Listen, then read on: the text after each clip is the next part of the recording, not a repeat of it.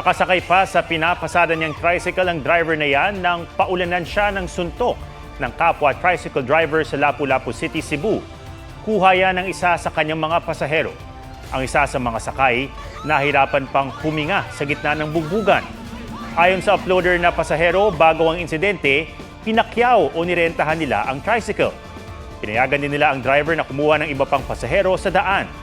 Pero bigla na lang daw silang hinarang ng grupo ng tricycle drivers nang makitang nagsakay pa ang driver nila. Nakiusap na lang ang driver nila sa bagong sakay na pasahero na lumipat sa isa sa mga humarang na driver. Pero ayaw raw ng pasahero na lumipat. Nagkaareglo na sa barangay ang mga sangkot at nangako ang tatlong tricycle driver na babayaran nila ang gasto sa pagpapagamot ng biktima.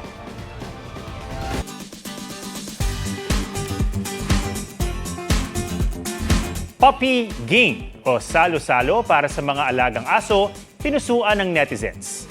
Katasya ng bonus ng kanilang fur dad. Boodle fight sa dahon ng saging ang handog ni Jonathan Del Rosario sa kanyang mga alaga. Kwento ng uploader na anak ni Jonathan, di pa man dumarating ang mid-year bonus ng kanyang ama, nangako na itong magpapakain ng paboritong lechon manok sa kanyang fur babies. At nang matanggap ang pera, bumili pa siya ng cake, pandagdag treats. Natuwa ang netizen sa ginawa ni Jonathan na noong unay, nagdalawang isip pa raw mag-alaga ng aso.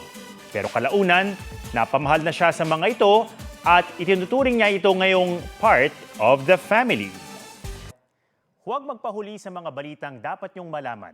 Mag-subscribe na sa GMA Integrated News sa YouTube.